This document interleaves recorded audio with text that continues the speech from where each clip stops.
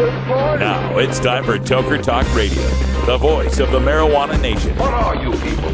On dope? Where you can toke. I inhale frequently. Or you can talk. I experimented with marijuana and didn't inhale. Or you can toke and talk. 10 federal criminal penalties for possession of up to 1 ounce of marijuana. While we talk about toke on Toker Talk Radio. So, by the way, when it comes to pot, if you're 40 years old, you live in a log cabin in Oregon, you got 12 giant pot plants in your backyard, have a ball. Live from beautiful Portland, Oregon at Rolla J Studios.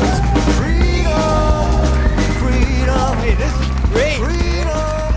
Just not cannabis. Plus your calls live at 971-533-7111. They're walking on their pants with their cap on backwards, listening to Enema Man and Snoopy Poop Dog. What's to keep somebody from getting all potted up on weed and then getting behind the wheel? Gateway theory doesn't work. It's a reality. Holland, is it real? Don't tease me. We're locking up people that take a couple of puffs of marijuana, and the next thing you know, they got 10 years. And now, here's your host, the guru of ganja graphics, the sultan of sativa statistics, and the worst nightmare of a reefer-mad prohibitionist. A polite, perspicacious, productive pothead with a propensity for PowerPoint. Radical Russ Belville.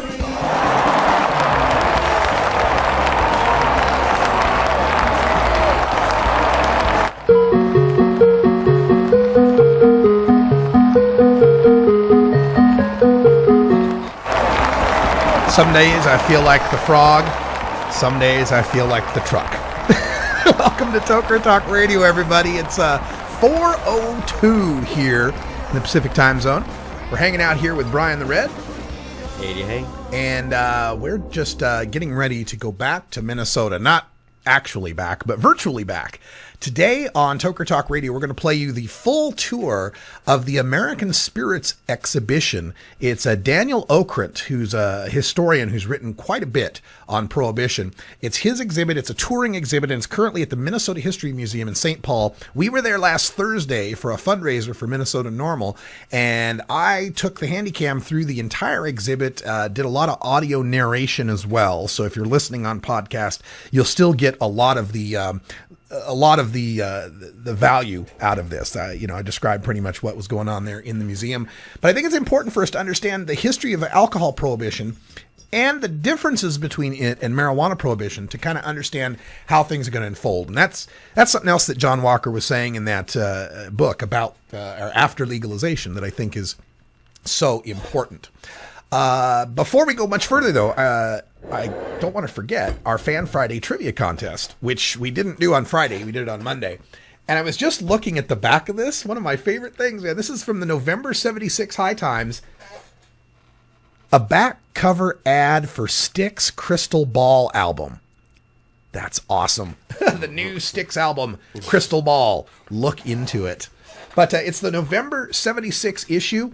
Some of the columns in here include the sensuous mango, the mango fruit, right? Which actually helps to extend your THC high.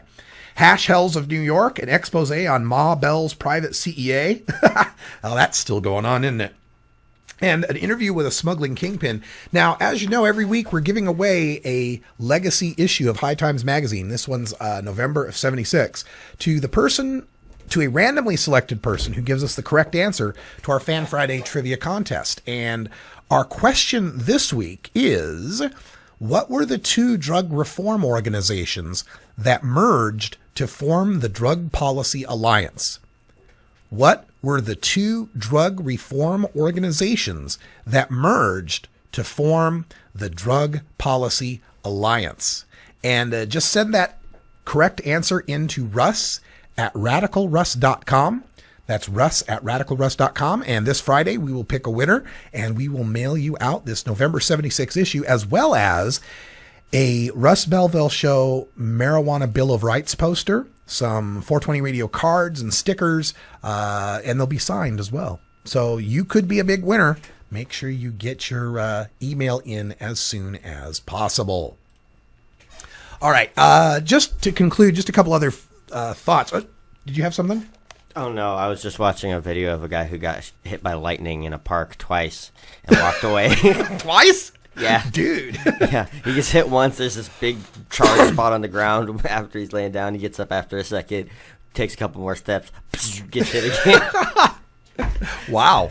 Oh, the NSA was just playing with their death ray. I guess practicing, Well, just to finish up a little bit on the radical rant, I hope people don't take this the wrong way, that like I wish that I'm glad that they're doing bad things to medical. I'm not. No. I'd prefer all the patients get to keep everything they got. And I'd prefer that marijuana was the Wild West and, anybody that wanted to buy it, sell it, do anything they want, I'd love all that. But I also live in the real world, and I also live in a world that has political considerations, and you have to make, smart political decisions sometimes. And to me, when these folks come back to the legislature and say, we oppose all of it, we oppose the registry, keep all the collective gardens, keep our 24 ounces, keep our 15 plants, no taxes whatsoever, they're not going to get anything that they want. Being stuck in your ways is not a good thing when it comes to the legislature, because they're there to promote change, or they should be. Exactly. And so I would, if I was them, if I were controlling this, I'd give on the registry. That's not going to hurt anything. Give on the registry. Why are you even opposing it? It helps. That? The registry helps because, then if you're suspected of growing something, all they got to do is, look it up. Oh, is this address registered as a, legal grow site? Okay, it is. We're not going to fuck with it. Yeah, we don't have to worry about tamper-proof paper and, sketchy recommendations and all of that. Yeah. As far as the collective gardens, if they were just actually collective gardens, I'd oppose this 100%. But we know what they really are. They're dispensaries. And now pot shops are going to be regulated and taxed in that state. You need to come to that political reality. Legal marijuana is here. Pot shops will be taxed and regulated. You should be fighting for your dispensaries to be less taxed, not untaxed. As far as the possession and cultivation limit, one of these bills would reduce the possession to 3 ounces, but you could still get a medical exemption for 8 ounces. Come on, folks. 8 ounces is pretty damn good compared to most of the medical marijuana states out there. We'll continue the discussion on Facebook, Radical Russ on Facebook, if you want to get involved. Stay tuned. We're going to the museum next. We'll be right back after these messages from our 420 friendly sponsors. Support these advertisers because their ad money goes straight to the Russ Belville Show.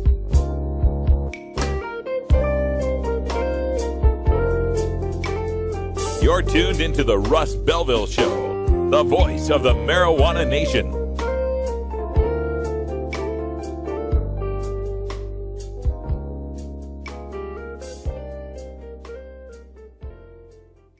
Hey, Tokers and Tokettes, Radical Russ here to introduce you to my friend Matt and all the staff at Lush LED Lighting. Growing plants indoors can be a rewarding hobby, but electricity bills can go through the roof. Then you have to cool down all those big hot lights. It can drive a grower insane. With Lush LED Lighting, you can solve many of these issues and double your rewards. If you thought LEDs were meet the tech of today, Matt and his scientists have developed the perfect light for flowering plants with far less cost and heat. And the results? Let's just say I appear at a lot of events with the masters of indoor horticulture, and the harvests I saw from Lush LED Lighting were big, tight, sticky, and very effective. Check out LushLEDlighting.com right now and tell them Radical Russ sent you. Double your rewards and lower your expenses with Lush LED Lighting.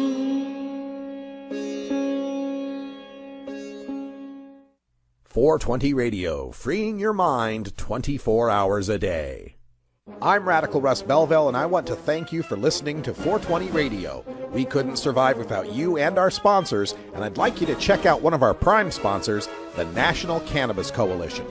I've been working with NCC since June of 2012, and I'm proud to be part of the team they have assembled. National Cannabis Coalition is building the partnerships with reformers, lawmakers, and industry we need to be successful. Visit the National Cannabis Coalition website at nationalcannabiscoalition.com or the easier-to-remember ncc420.com. That's where you'll get the exclusive first look at my radical rants, as well as informative articles from the nation's top cannabis pundits. Visit ncc420.com today, and if you have your phone handy, text Russ to 420-420 to support NCC and 420 Radio. It's a free text message that helps us help you end adult marijuana prohibition. Learn more at ncc420.com, and thanks for supporting independent marijuana. Everybody's attention, just for a second here. All right, so first of all, welcome. Minnesota Normal is glad to have you here. Thank you.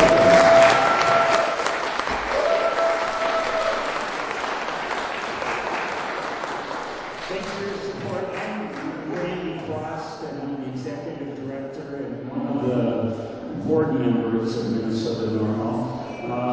We plan on having a short program about 7:30. There's a few members that couldn't make it and asked if we could delay it a little bit. And so right now, though, the exhibit, the way this runs is we're going to be open until 10:30, or the exhibit will open 7 till 10. So the doors are opening now. They'll be open until 10. You can feel free to mingle, come in and out, and so on. But at about 7:30, you'll hear me yelling again, saying, we're going to have just a short program, and that's where we'd like to introduce some of our special guests, Keith Strupp, the founder of Normal and board member, and Neil Franklin, the executive director of Law Enforcement Against Prohibition.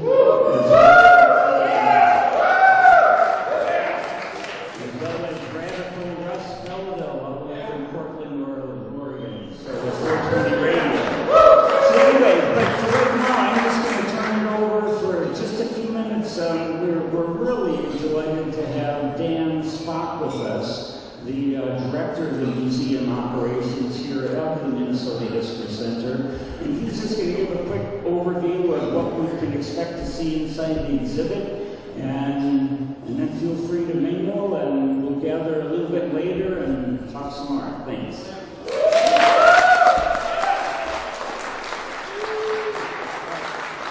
Thank you, Richard. I run the museum program here, but I just wanted to let everybody know that the exhibit, which is a really awesome exhibit, comes from the National Constitution Center in Philadelphia.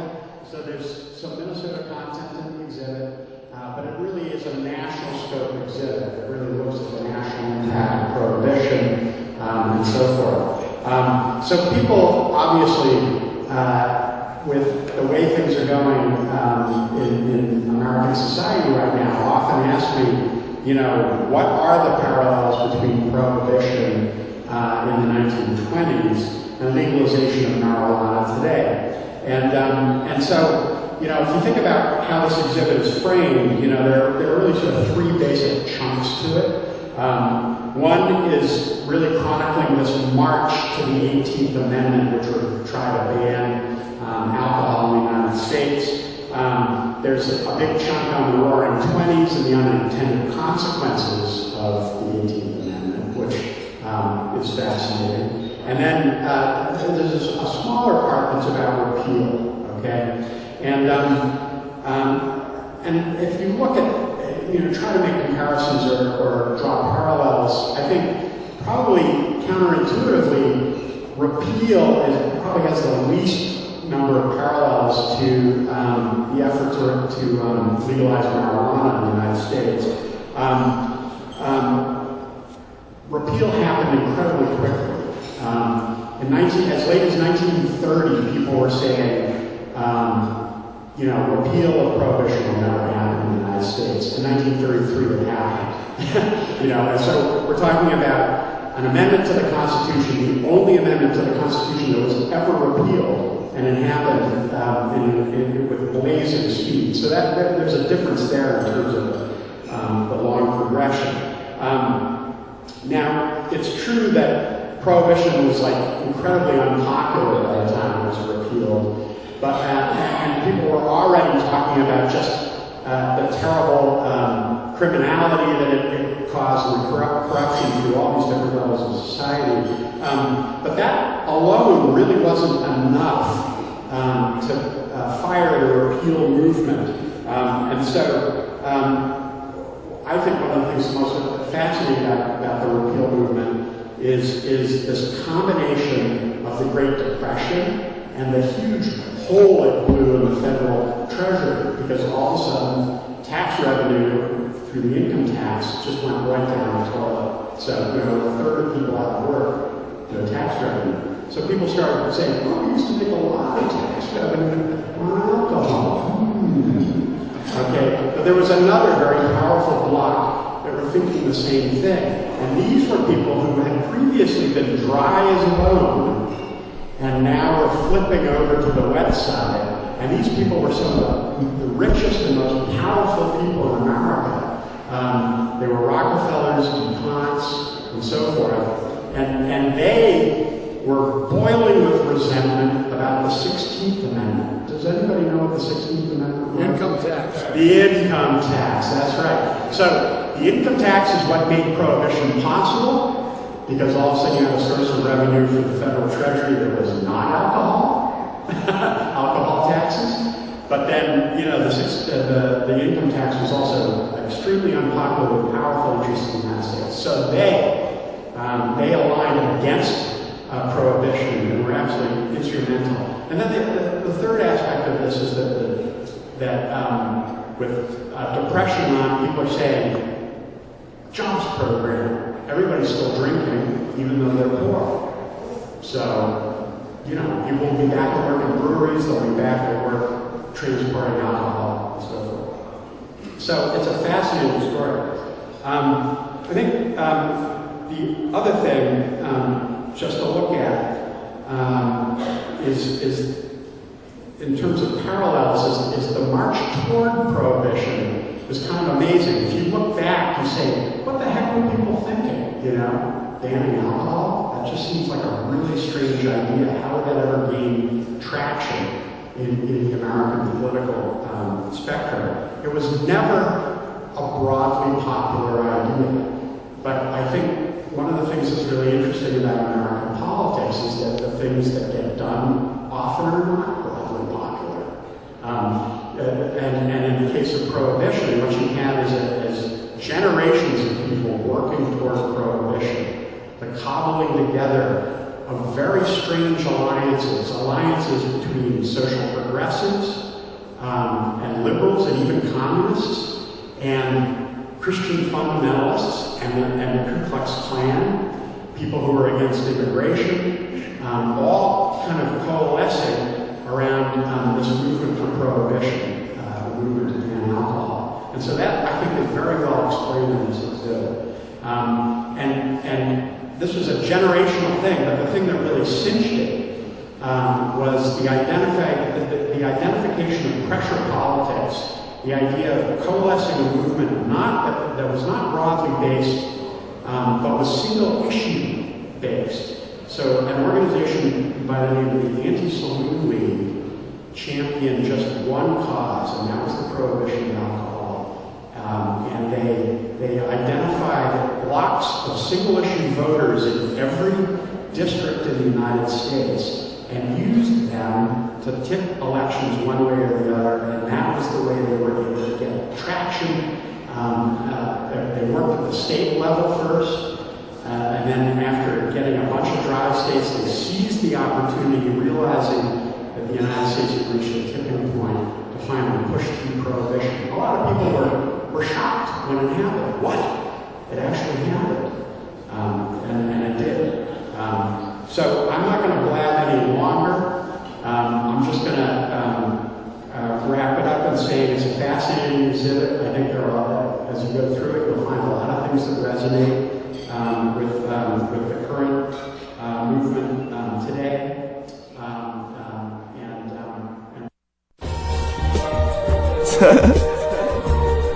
Yeah, bitch. The Jets and the Taylor gang. Yo, what's wrong with you? Tonsillitis? Appendicitis. Yeah! Nobody's died of tonsillitis around here for a while. Appendicitis. Nothing to worry about.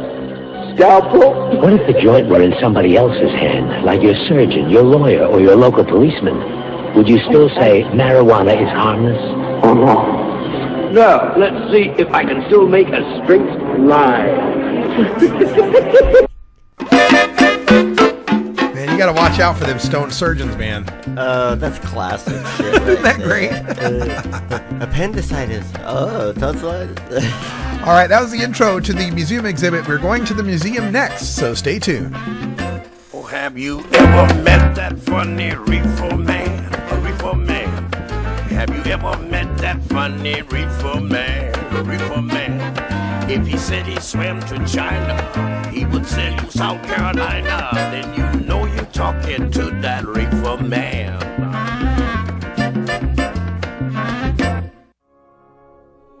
The law offices of Omar Figueroa would like to remind you to stand up for your rights. Please do not give up your precious liberties. There's nothing wrong with standing up for our constitutional rights, and in fact, it's the best way to honor the Constitution that recognizes our natural rights. Treat law enforcement with respect and respect the Constitution by standing up for your rights. If you are detained or arrested, stand up for your rights by repeating, "I respectfully invoke all of my legal and constitutional rights. I do not consent to any search and seizure. I want to remain silent, and I want to speak with my attorney, Omar Figueroa." Omar Figueroa has more than a decade of experience in federal and California courts and graduated from Yale University, Stanford Law School, and Trial Lawyers College. Please contact the law offices of Omar Figueroa at 415-489-0420 or 707-829-0215 or on the web at omarfigueroa.com. Medical Marijuana Radio with Larry Love from Santa Fe, New Mexico, every Wednesday at 7 a.m. Pacific, 10 a.m. Eastern, and 3 p.m. GMT, right here.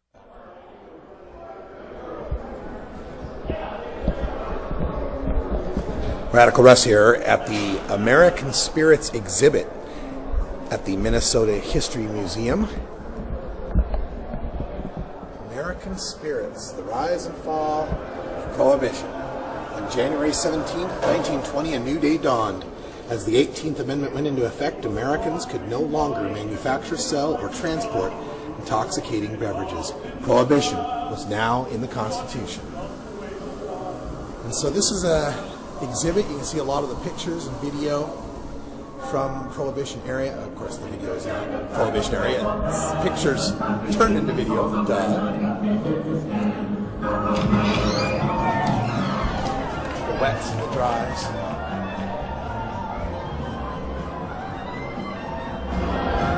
In 1830, the average American consumed 90 bottles of 80 proof liquor. The lit bottles represent how much people drink now. So that gives you some idea how much more they were drinking in 1830. And this, America had a drinking problem, 1830 to 1912. And by the 1800s, people started to get concerned about all of this widespread use of alcohol.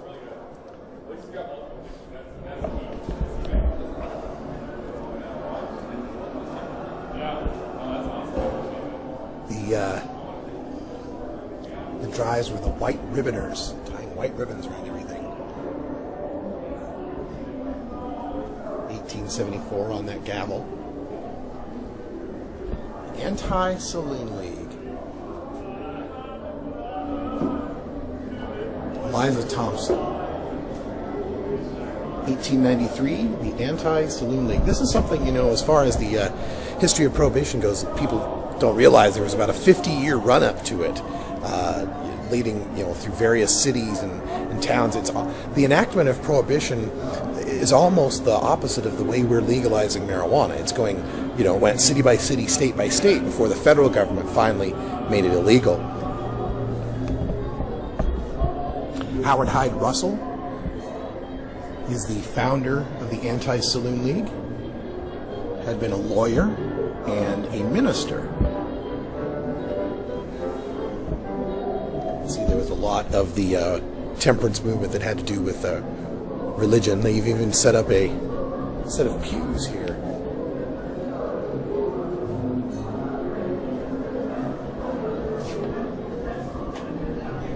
And in the pew here you can see the strange bedfellows. The Anti-Saloon League expanded its political base by uniting interest groups that had little in common besides opposition to alcohol. Nativists, people that an anti-immigrant, populists, the industrial workers of the world, that it was weakening the working class, progressives that thought it was evil, racists, the Ku Klux Klan, demonizing the drunken Negro. So, kind of one of those situations where you have people that are vastly disparate in many of their political views supporting prohibition. And again, kind of an opposite to what we see with marijuana today, where you see people on the far left, people on the far right that are coming together to support bills to reform marijuana laws. Of course, Carrie Nation, she's probably the person most identified with the temperance movement. She was a 6-foot-tall woman, and this was her axe.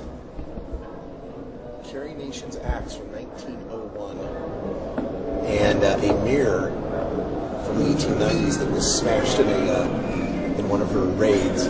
She became famous when she strode into a saloon in Topeka, Kansas, and pulled out a hatchet, smashing all the bottles in the mirror behind the bar, breaking open the beer barrels.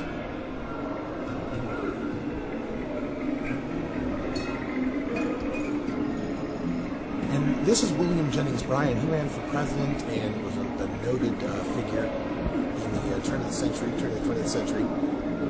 And he felt that prohibition could improve the lives of ordinary Americans.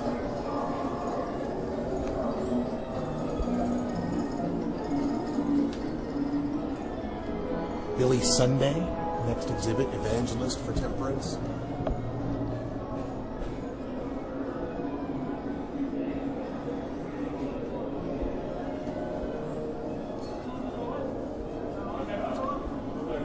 And all along this wall you can see a whole bunch of flyers and handbills posted to the wall here that are temperance, the poor drunkard's child. Propaganda of the day. Don't marry a man if he drinks. Alcohol and traffic accidents. I'm sure is a completely accurate chart.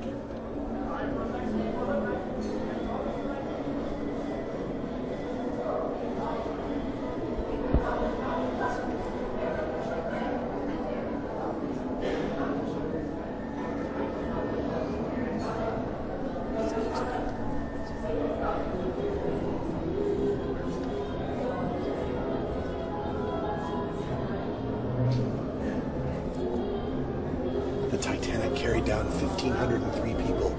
Drink carries off 1,503 men and women every 8 days of the year. Child death rate higher in drinkers' families. Drink increases danger from sunstroke. Well, that's just good information there.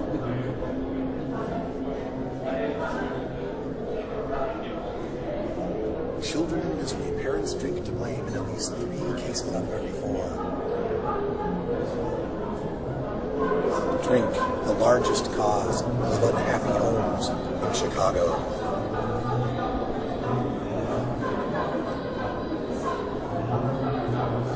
Drink makes one more liable to accident. Drinking mothers lost more than half their babies. Sober mothers, less than 1/4.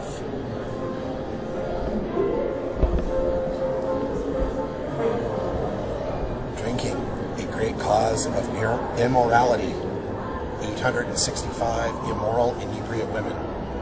40% of the immorality was due solely to drink. These are some wild charts here, aren't they?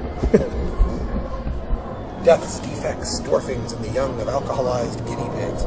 This is kind of interesting, though. This is actually learning some of the original fetal alcohol syndrome.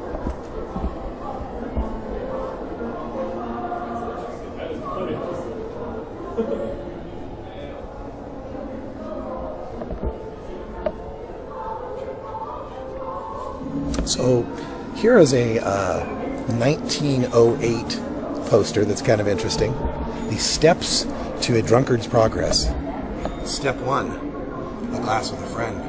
Step 2, a glass to keep the cold out. Step 3, a glass too much.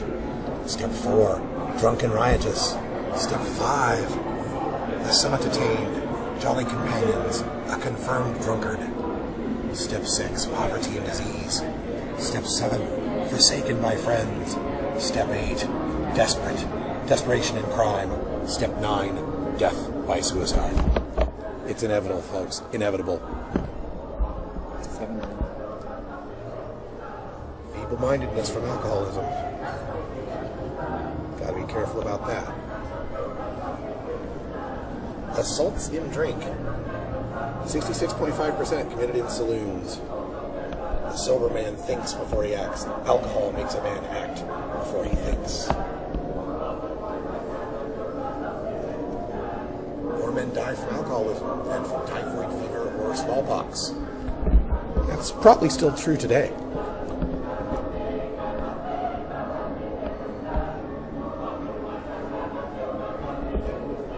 So this is what was going on as far as the propaganda of the day.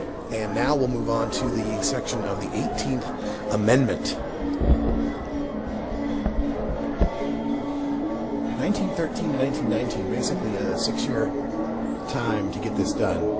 The anti-liquor forces determined only a constitutional amendment could make that happen. Wayne B. Wheeler was the chief lobbyist for the Anti-Saloon League. And his strategy was simple. If you support us on Prohibition, we'll support you. So he just delivered votes, basically.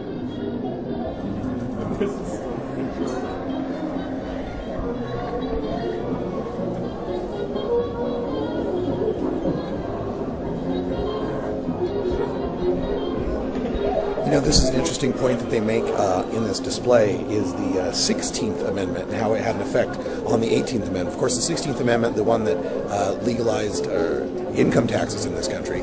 Until then, the United States federal government was highly dependent on alcohol taxes.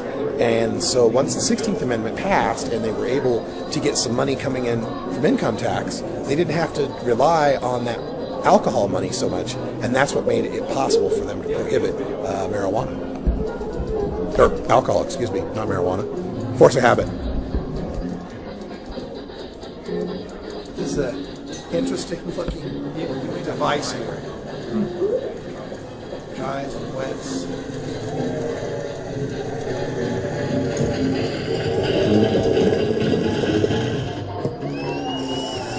Are we live on Toker? Not live. Oh, okay. But you'll be there. Hi, guys. Very cool. Yeah, we couldn't go live today. Not enough. I heard hour 2, so I was like, are we in hour 2? We're in hour 2, yes.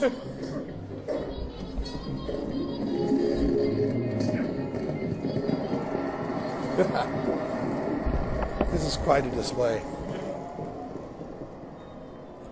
So, this is a copy of the 1919 Joint Resolution ratifying the 18th Amendment. This is the state of Minnesota and their ratification of Prohibition. And now we move into Prohibition. Dries had their amendment, wets had their liquor. Two groups, above all, benefited from Prohibition, Baptists and bootleggers. You know, it's interesting. My grandmother was a bootlegger for alcohol. Oh, really? Yeah, she was. And Wow. she got thrown in jail. Yeah? And that's where I was conceived.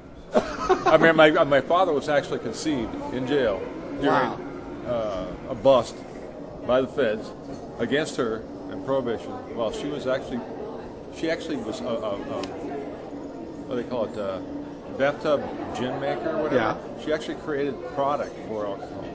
Wow, that's amazing. A little history. Well, it looks like we're getting close to the time we're going to start speaking, so I'm going to save the Prohibition side of things for later. We'll come back around and take a look at that, but let's get back to the main hall and see Neil and Keith in their speeches.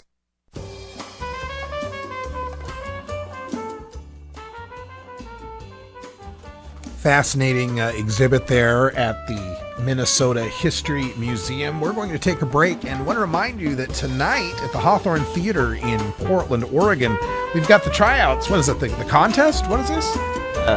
The Hempfest state tryouts. Hemp Fest or Hemp Stop? Fest. Hemp Fest. Seattle Hemp Fest tryouts at the Hawthorne Theater tonight. Mac and Dub will be down there, right? Yep, they'll be playing at 10:30. So check right it out. on. It's simply business, you know why they won't let us grow. It's simply business. We'll be right back after these messages from our 420 friendly sponsors.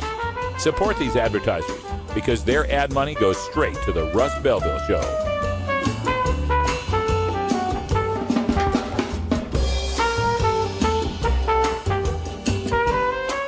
You're tuned into the Russ Belville Show, the voice of the marijuana nation. It's simply business. It's simply business.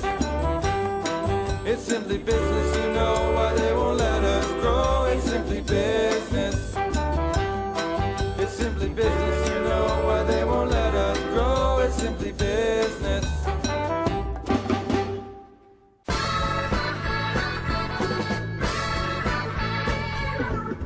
Support the Russ Belville Show. Text the word Russ to 420-420 and connect with the National Cannabis Coalition. You can also send $10 to the Russ Belville Show right from your smartphone. That's Russ to 420-420.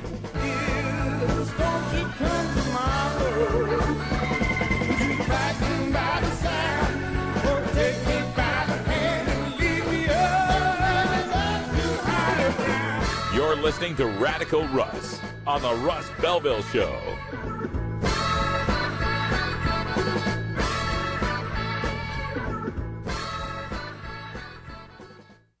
.420 Radio, your ticket to Seattle Hemp Fest. On the road again. Hi, this is Willie Nelson.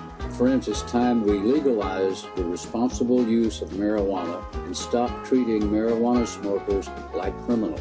We're destroying the lives and careers of hundreds of thousands of good, hardworking Americans every year in this country for no good reason. There's absolutely nothing wrong with smoking pot. For more information on how you can help legalize marijuana, please contact Normal at norml.org.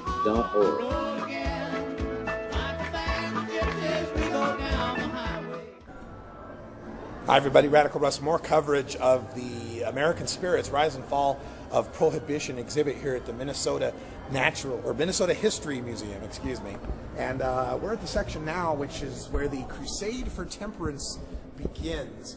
Reverend Billy Sunday, 1916, I will fight liquor sellers till hell freezes over. Then I'll buy a pair of skates and fight them on the ice. 1873 is about when temperance started taking off.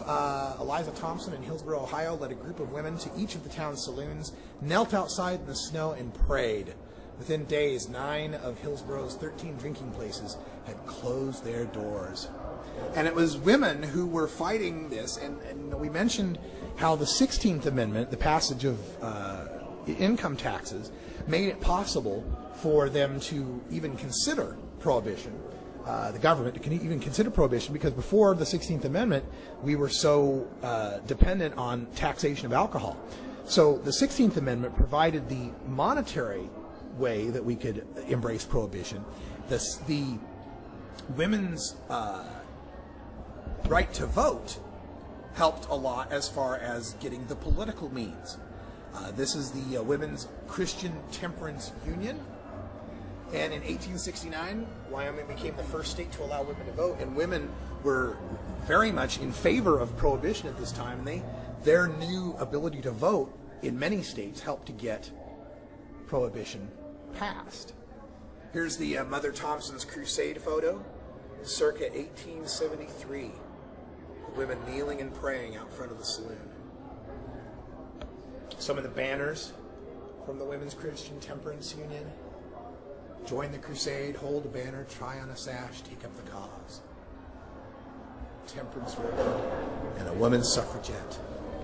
Now, up until this time, though, America had really developed quite a drinking habit. Here's a film from 1899, a Western saloon scene. This is from a Thomas Edison early movie from 1899, like I mentioned. And again, the axe was a big symbol, the hatchet. The early 1900s, Busch, Pabst, Miller, and Coors had innovated brewing.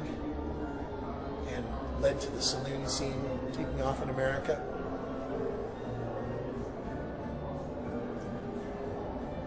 And that was a lot of what led much of the temperance movement to get started. Had to do with, of course, this mass rise in drinking. And we covered some of the Anti-Saloon League, and we covered some of the other effects. We're going to move forward in time here, because we left off on our last film at where Prohibition had actually begun with the Volstead Act. So let's return back to this section of time, 1920 through 1933. Dries had their amendment, wets had their liquor. The Volstead Act, of course, was 112 words.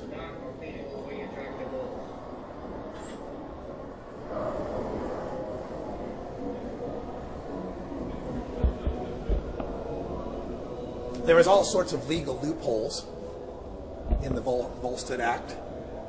3 key exceptions. Households could ferment, could preserve fruit through fermentation for family use. So basically you could ferment ciders. Sacramental wine was permitted for Catholics to use in other faiths who required wine, so you could get your religious wine.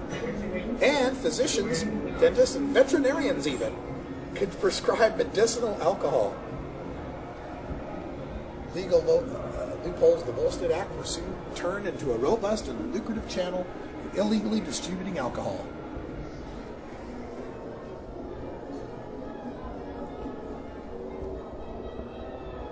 We make our ways into the roaring 20s now, through the door of the speakeasy. Showing some of the fashion trends, the flappers and the bowler hats from that era. According to the display here, during the 20s, there was just kind of a revolution in fabrics and styles that allowed mass-produced clothing. And this was one of the first, 1920, one of the first generational changes where we notice a youth movement in this country. Women with their bobbed hair and short hemlines, casual sportswear for men.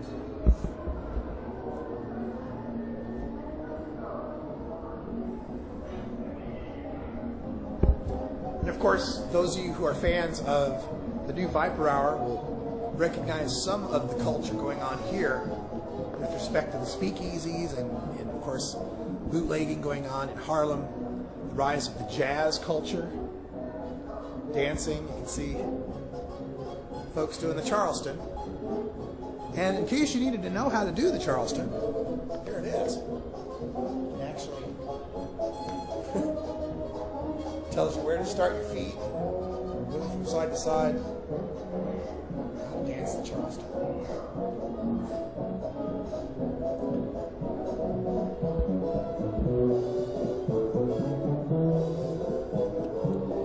This display is talking about the rise of black and tans, which was an idea, integrated nightclubs that started in the 20s, sparked by jazz and illegal liquor.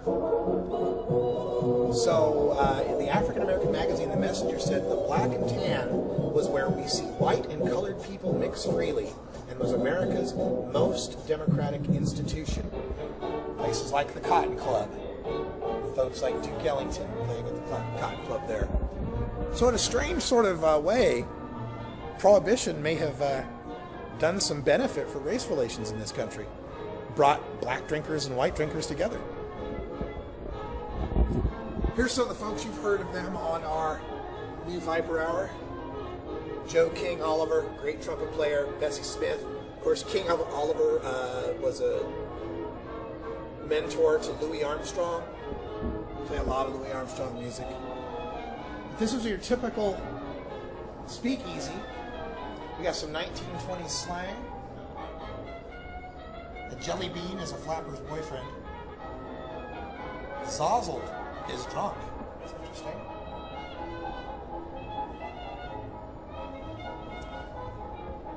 And again, they point out here that under the Volstead Act, drinking is not illegal.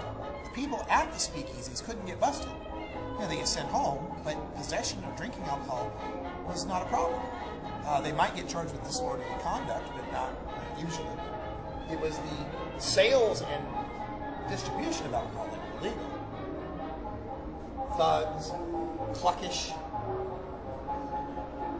How to stay open, bribe the police officers. Buy the building next door to stash your liquor. Search warrants rarely include adjoining buildings. Stay nimble. Here we have your speakeasy bar, the golden age of the cocktail.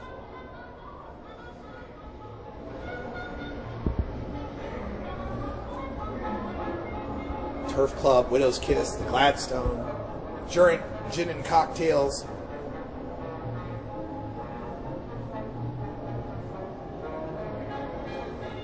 Yeah, during Prohibition, because some of the liquor wasn't very reputable, that's where a lot of our frou-frou kind of drinks came about, trying to mask the taste of bad gin.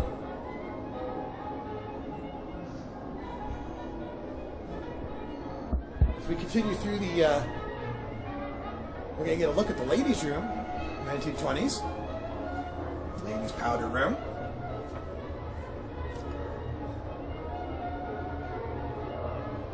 Powder room, because for the first time in American history, men and women were drinking together in public. They had to have some place for the women to do their thing. Powder your nose.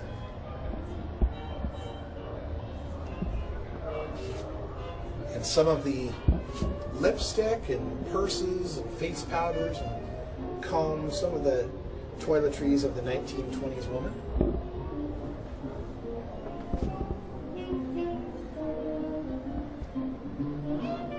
An amazing display that we have here. Why the 20s roared. Men and women mingling in a smoke-filled bar, martini glasses held artfully in hand. The generation that had come of age during the grim carnage of World War I now broke free from the past. When the laws changed, so did American habits. The mixed-gender speakeasy replaced the saloon, which had always been a male-only institution. Once women entered the speakeasies, dance music soon followed. Sexual relations, long taboo as a subject of conversation, became a subject considered appropriate for discussion in newspapers and magazines. Conservative manners had been replaced by what some saw as a liberating freedom. Young women rejected the norms of their mothers, and young men welcomed the opposite sex in a way their fathers probably wouldn't have dared. That freedom made the 20s roar. Now we get to one of the Prohibition-era stills. Homemade hooch, from hard cider to moonshine.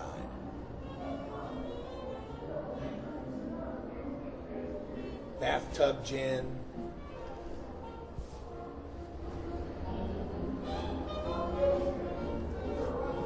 There you go.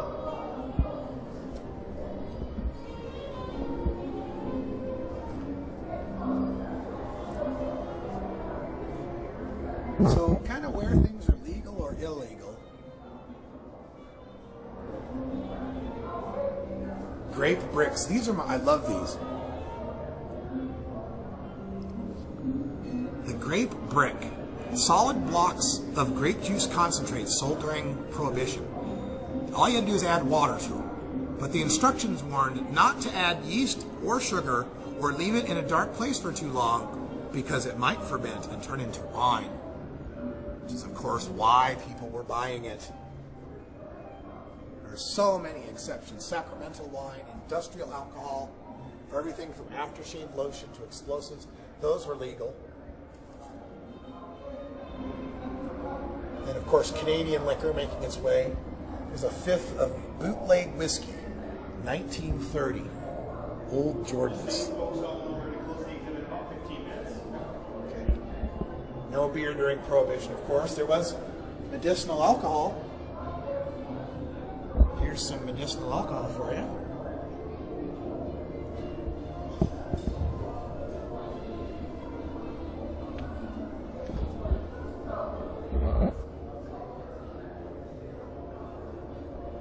Of course, this is our first exhibit where the Fourth Amendment, rights against search and seizure.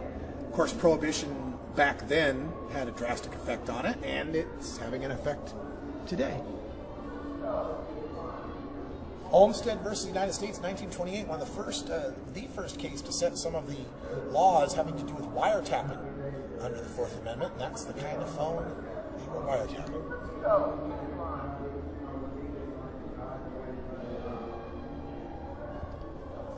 Some files, Prohibition commissioners, Prohibition enforcement. Why Prohibition failed? Because it was never against the law to drink during Prohibition. While helping draft the Volstead Act, Wayne Wheeler reasoned that penalizing drinkers would make it impossible to get them to testify against their suppliers. There we go. They learned their lesson, didn't they? Make it illegal to consume it. Camera flasks, hidden flasks in Bibles, little flask package. There's all sorts of bootlegger technology. A cane with a flask in it. You see that? That long tube is where the alcohol goes in that cane. Huge flask there. Various bootlegging networks coming through Canada, Pacific Coast Run running. All the ways the alcohol made its way in.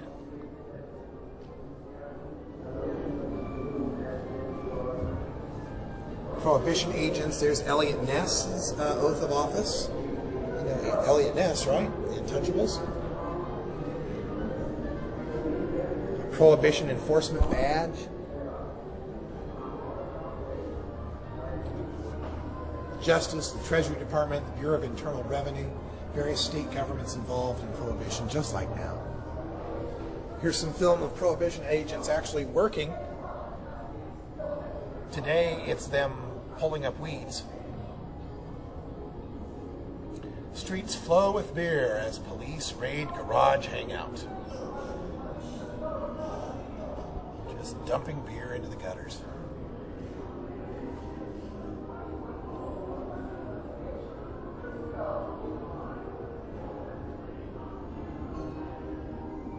Wow. Beer after beer.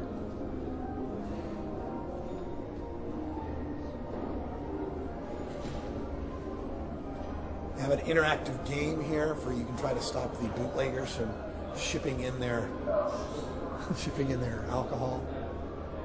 The rise of organized crime, the St. Valentine's Day Massacre.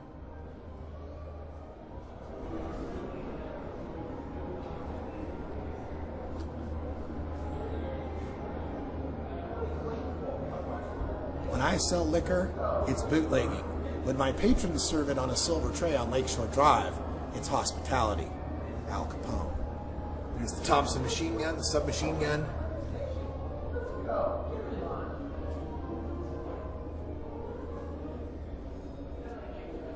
How they modified their cars to hide cargo. Add chains to the bumper to kick up dust to help escape. Of course, here's some police cars from the 30s, and the 20s and 30s, 1930 actually, Minnesota State Patrol.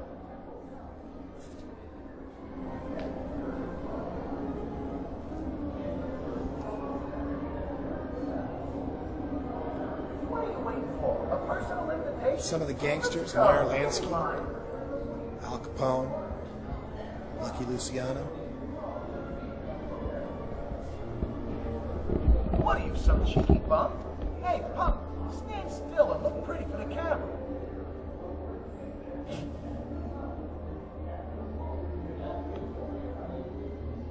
Okay, beat it.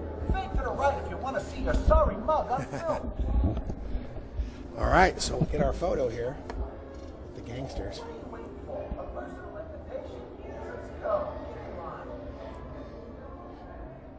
So we'll email this to ourselves here.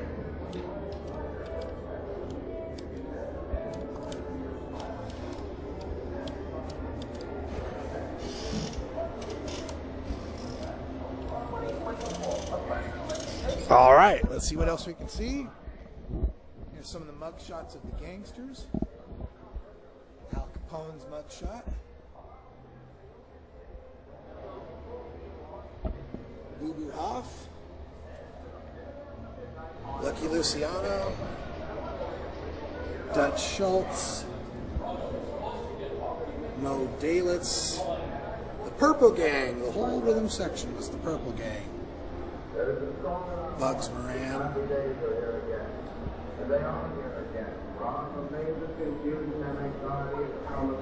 Then from 1929 to 1933, the fight to repeal the 18th Amendment. Of course, Pauline Sabin and the women of the Women's Organization for National Prohibition Reform had a lot to do with that. And as we come to the end, the 21st Amendment, repeal.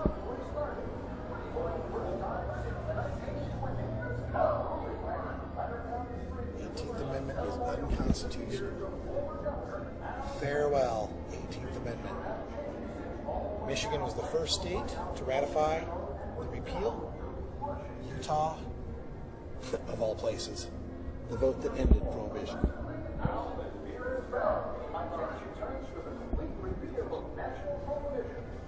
State conventions are assembling to vote on the 21st Amendment to end the National Drought completely. And this week, Michigan became the first to vote for repeal. Many tribes have simply thrown in the towel. Here's John D. Rockefeller Jr., a third-generation teetotaler. I am not unmindful of the great blessing which the abolition of the saloon has been to our country, or of certain other benefits that have resulted from the adoption of the 18th Amendment. It is my profound conviction, however, that these benefits, important and far-reaching as they are more than outweighed by the evils that have developed and flourished since its adoption. Momentum sure seems to be on the side of the West. But are there 35 more states that will vote? It's my favorite quote of Prohibition. There is as much chance of repealing the 18th Amendment as there is for a hummingbird to fly to the planet Mars with the Washington Monument tied to its tail. Senator Morris Shepard, 1930. 3 years later, a hummingbird flew to the planet Mars with the Washington Monument tied to its tail, and Prohibition was repealed. I gotta get this repeal tie. That's very nice.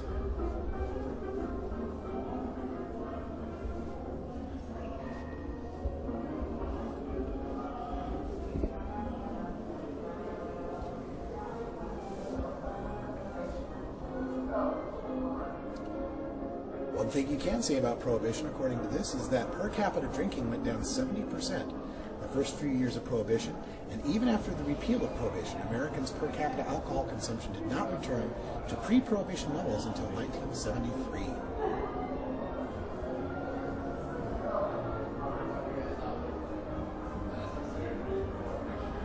Various states managed to handle alcohol from the point of the 21st Amendment on.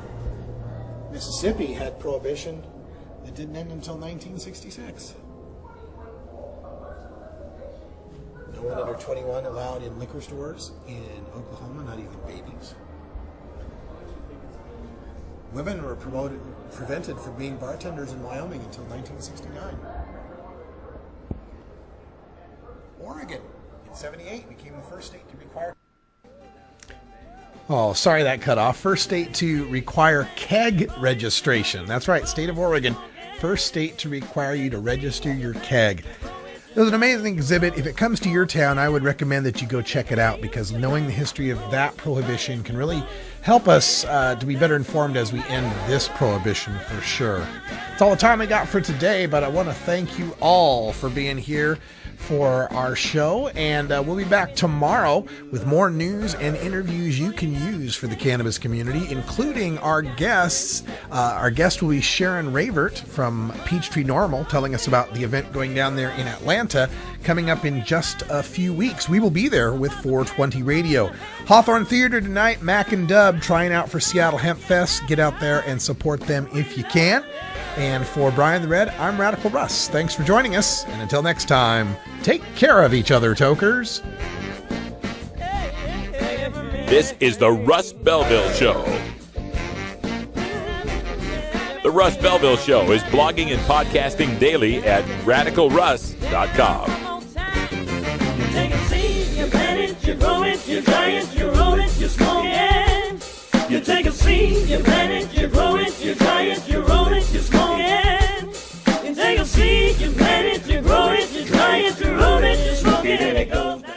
Call today.